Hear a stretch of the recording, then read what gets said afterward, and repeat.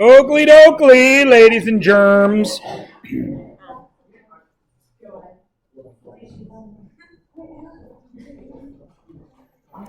We are here. All numbers fall into two categories. Now listen, there's lots of categories that numbers fall into.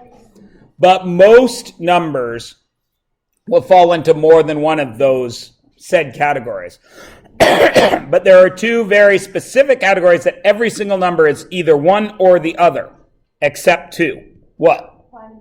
Right. They are prime and they are composite. What makes a prime number a prime number? Because, of course, as you are all well aware, prime numbers are the most powerful numbers.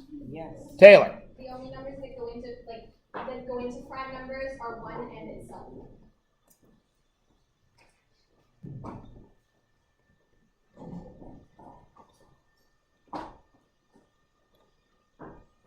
They have only two numbers that divide into them.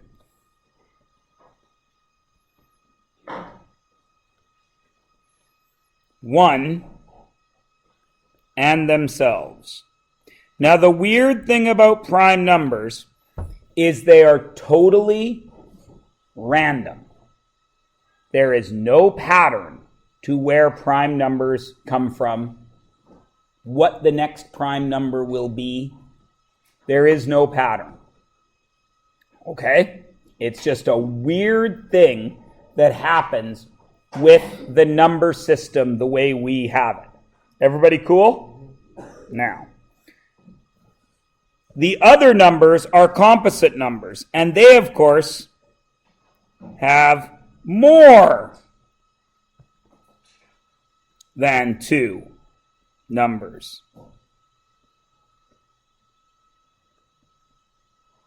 that divide into them.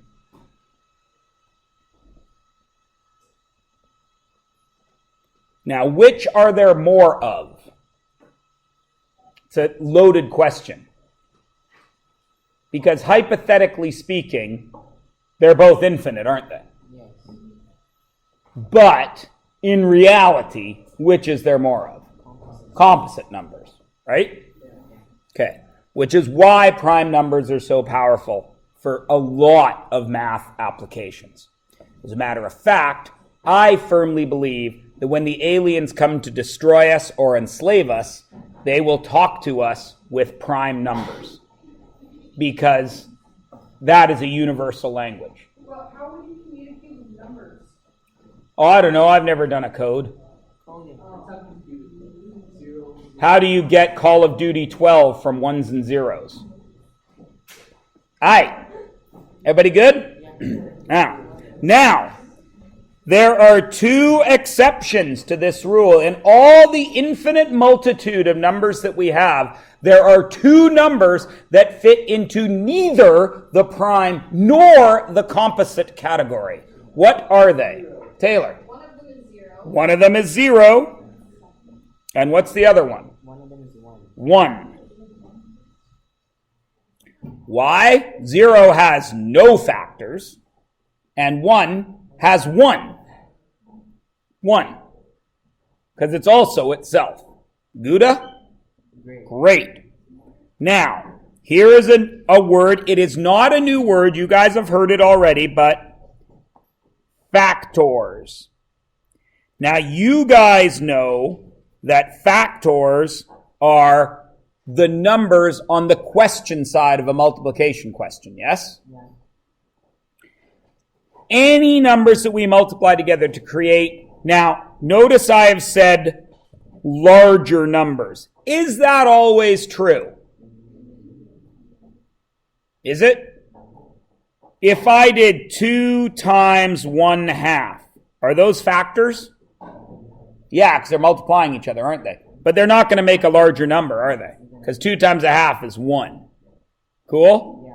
Yeah. So I have said larger numbers because for our intents and purposes, a factor is any two numbers that multiply together to make a larger number.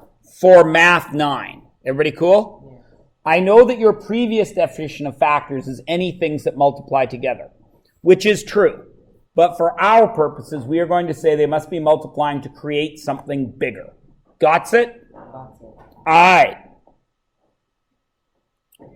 Every number must have at least how many factors? Except 0 and 1. Every number must have at least 2 factors. Why? Why?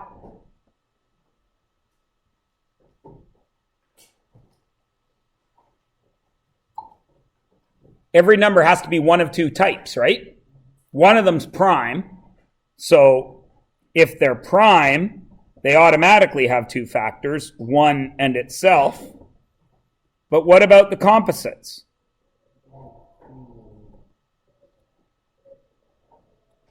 What is every single number?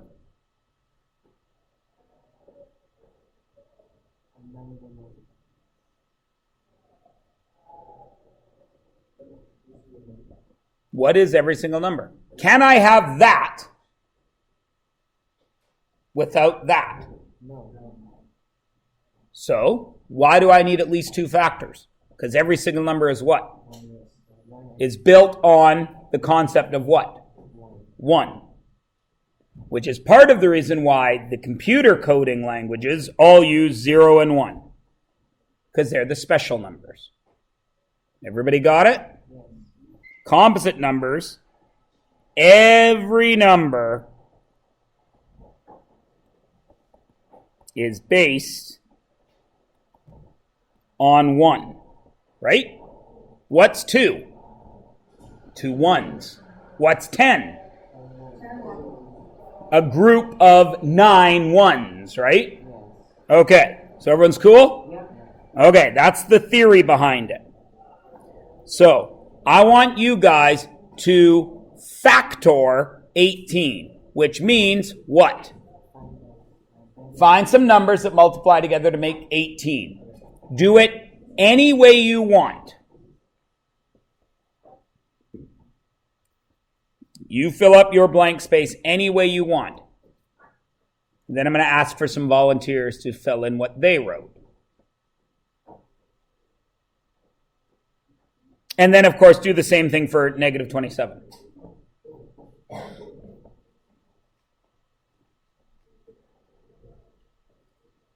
Would anybody wish to volunteer what they wrote down under A?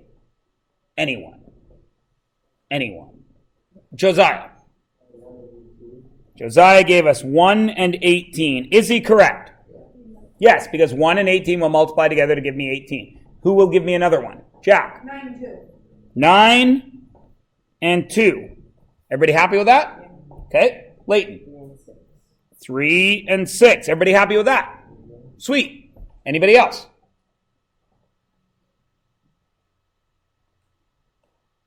How many of you think we're done? Of course we're not, because you know how I work, right? Of course I'm going to fool you and add something there. But if you didn't know me, how many of you would say, oh, we're done, we got them all? What? Of course there can. Isn't negative 1 times negative 18 positive 18? And isn't negative 9 times negative 2? And isn't negative 3 times negative 6? Now, stop for a moment and look at that and say to yourself, self, every one of those that Mr. Myers said was the right answer had what? How many factors? 2.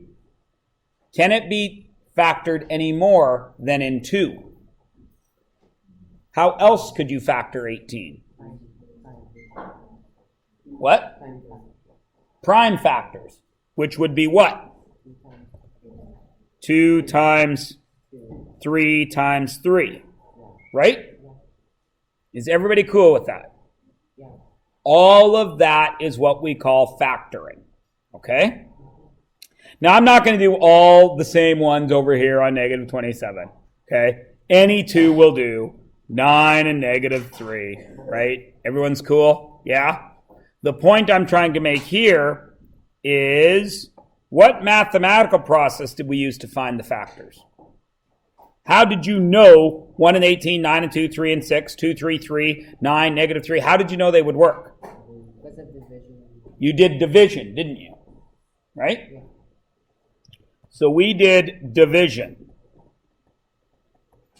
Division finds factors. Does everyone agree? Yeah. Because, of course, 18 divided by 1 is 18. 18 divided by 3 is 6, and so on and so on and so on. Everyone cool? Yeah? Yeah. All right. What happens when we add variables to that, do you think? What are the factors of this? 9x squared. Yeah. You would need to do division, yes? But those are two different things, aren't they?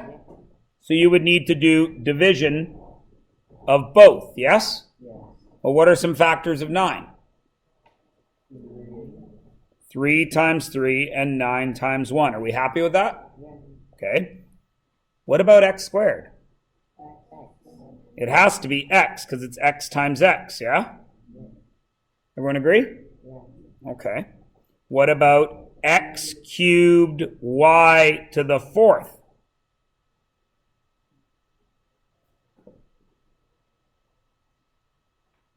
Oh, I lie. I shouldn't have done them both together. Sorry. X cubed. What are some ways we could make x cubed? We could do x times x times x, yes? What else could we do? X times x squared. Agreed? Everybody cool? Okay. What about y cubed? No, I lie. What about y to the 4th? What are my options? Y times y times y times y. Y squared times y squared. Y cubed times y. Picking up what I'm putting down? Okay. So what then could I do with x to the 4th, y to the 3rd? Now they're one monomial.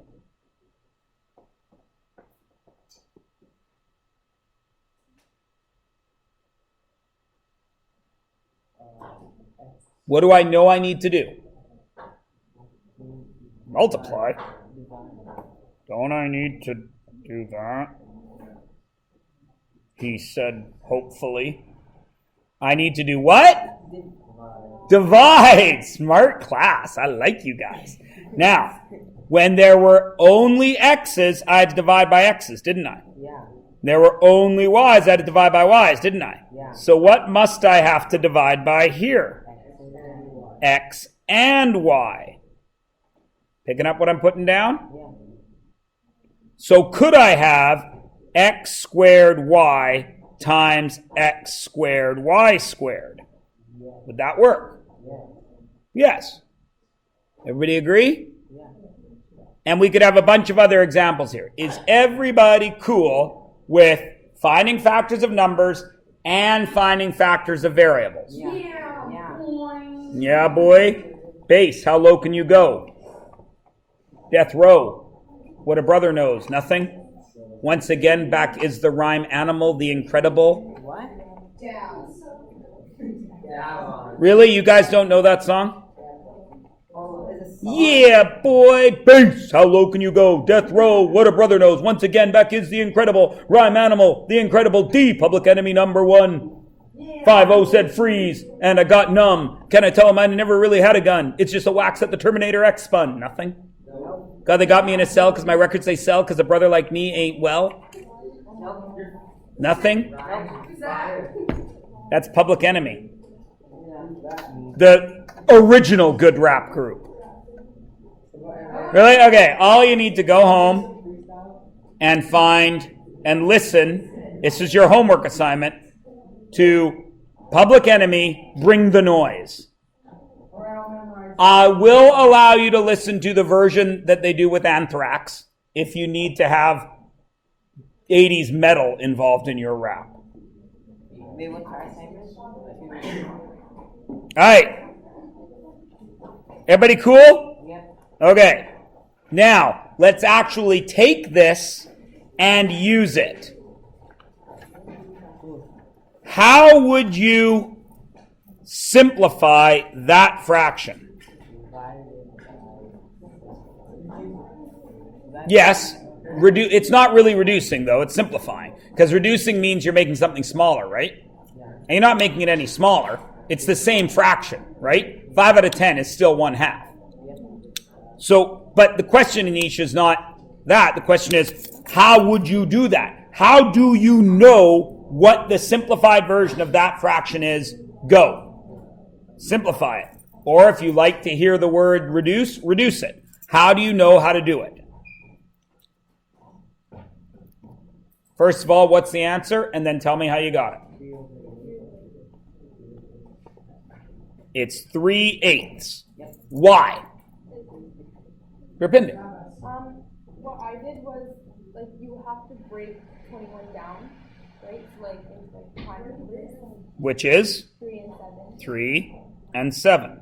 And then you do the same with 56. Which is I got 7 and 8, and then you can break down 3. 7 and 8. Yeah. Now, why can you stop there? Because there's 2 common factors. Because there's common factors. And 7 over 7 is what? 1. So what's left? 3 over 8. Everybody cool? So what you just did there, every time you have ever simplified a fraction, you are using the process greatest common factoring. Okay? You found the biggest number that divided into both of those, divided them by that, and what you were left with was the final answer. Yeah? Yeah. Okay. Do that again with 54 and 72.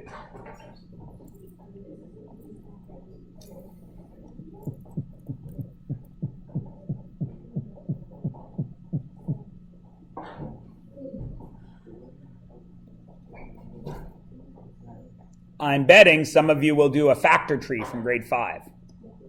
Oh, How many of you are drawing something that looks like this?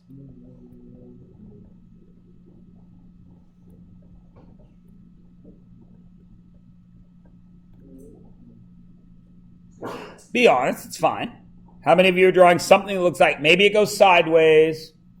I don't know. I'm going to draw another way here.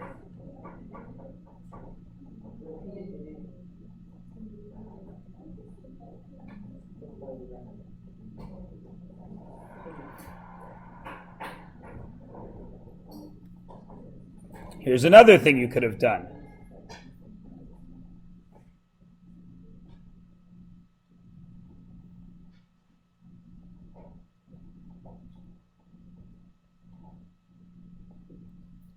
Yeah.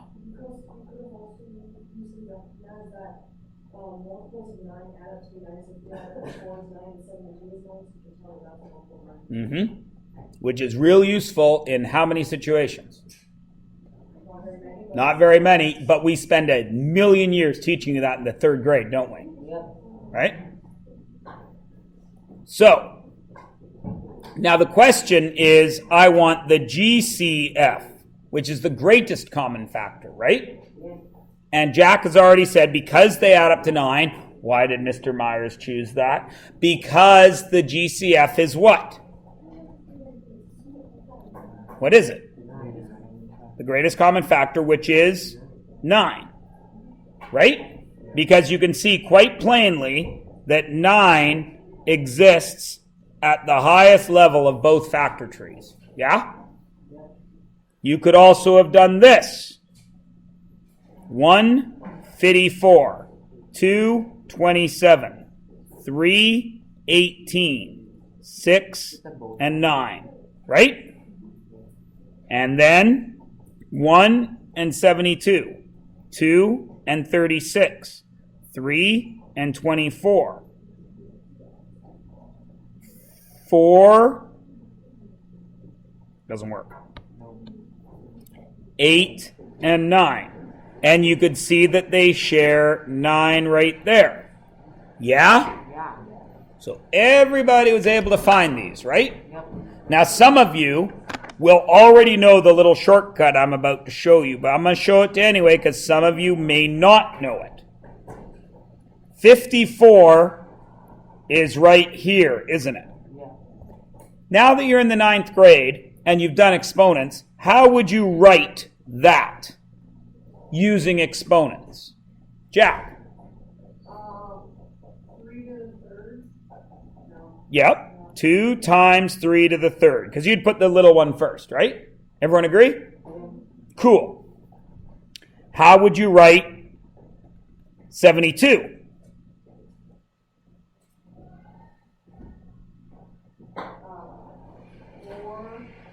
No. 2 cubed times 3 squared, right? Yeah. Everyone agree? Okay. Now, what's common? 3. Is there 2 in both of them? How many 2's are common to both of them? I should change color. 1. Only 1. There's 1 2 there and 3 2's there. So there's 1 2 common to both of them, yes? Yeah. How many 3's? 2 3's. 3 squared. What does that give you? That gives you 18. Now look up here. We said it was 9. How many people didn't say it was 9? Everyone said 9, didn't they? Except it's not 9, is it? Because 18 times 3 is what? 54. And 18 times 4 is what? 72. Right? So what's the really big greatest common factor? 18. Does everyone see how the shortcut works? Yep. Okay. Now I want for you all to do one more for me. You're going to do 27. No, too easy. You're going to do 6. No, too easy. You're going to do 68 and 132. Try using the shortcut.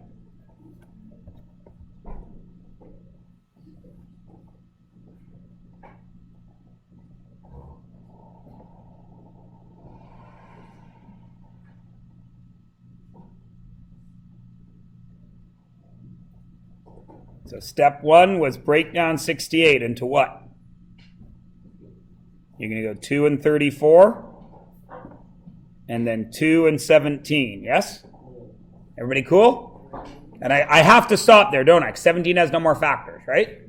Okay, what about 132? I'm going to go with 11 and 12, yeah? Yep. 2 and 6, 2 and 3. Everybody cool with that? Yeah. So what then is 68? 2 squared times 17, yeah? Yeah. What is 132? 2 squared times 3 times 11, yes? Yeah. What's common? 2 squared, so the answer is 4. Everybody cool? Yeah. You've all done something like that with numbers, right? You have all played around with factors of numbers. Am I correct? Yes? I am, aren't I? Okay. And you all agree that finding factors has to do with division, yes? All right. So now, do you think the numbers change with variables? The rules change for variables. No. Have any rules changed with variables in the past? No. So are any rules going to change now? No. No. Look at what I have there and tell me what's common. Why? Y is in both of them, yes? Yes. Everyone agrees? So if I want you to factor this, what math are we doing? Division. And we always divide out the greatest common factor, don't we? 21 and 56, we use 7, right? So I'm going to divide by what? Y. Now you guys already know this from polynomials. The y is going to come out of the polynomial, isn't it? What's going to be left in there? xz. What math is and? Plus PQ. Because the y divided out. Now you guys are smart cookies. If I reverse that, it's going to be XYZ, isn't it? Plus PYQ. Does everybody get it? All right. So now I want you guys to tell me what this would be. What would be my common factor? Is XYZ available in both of them? Yes. Certainly. So I know I'm going to be dividing by X, Y, Z, yes? Yes. But how many X's, how many Y's, and how many Z's?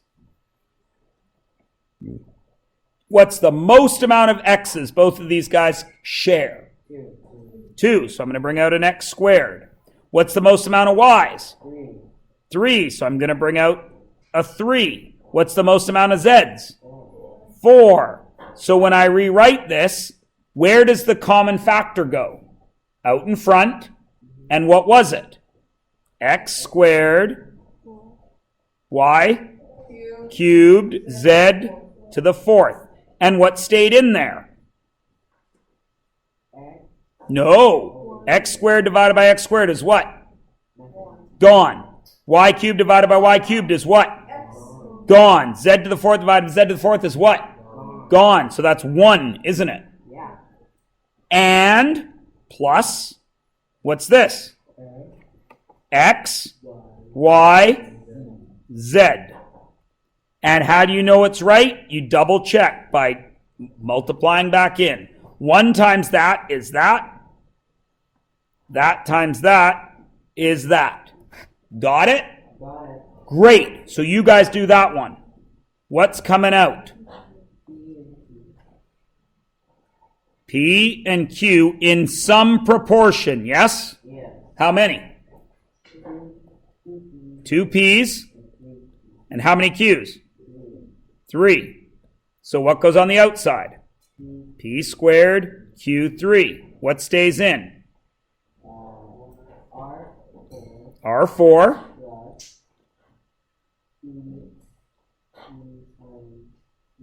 Why is it PQ? What do you do with the exponents? Subtract, because we already know that from our exponent unit, yes? Yeah. Great. Now, dum, dum, dum, put it all together. So, first of all, this is a binomial, isn't it? Yep. So how would I write it properly? 8x squared y cubed z4 and 12x cubed y4 z5. Now factor it. So I got to divide by what? Why is it 4? Because 4 is the greatest common factor of 12 and 8, right? Yes. So 4 is coming out. What else is coming out? How many x's? 2. How many y's? 3. How many z's? 4. 4. Now I rewrite it. Where does the greatest common factor go? On the outside. On the outside. 4x squared y cubed z fourth. And what goes on the inside? 2 2. plus 2 plus 3. x, y, z. Is everybody good? Yeah. What if there were 5 of these? Would it change? Nope. You would just divide all. You would find the common factor of all 5 of them and divide. Common factor goes outside. Answers go inside. If it helps, you may want to do this. If you're going to do the GCF, you take term 1 plus term 2, you divide by the GCF, and then the GCF goes outside, and then quotient 1 plus quotient 2, and so on and so on and so on goes inside. Everybody got it? Yeah. You have no work tonight because you wrote a quiz. This is kind of new, but kind of not, right? Yeah. You all knew how to factor with numbers. You all understood exponent laws. But now we're going to put it all together. So I'm not going to give any work with it tonight. We're going to come back to this tomorrow. I'm going to let you go with it. Okay?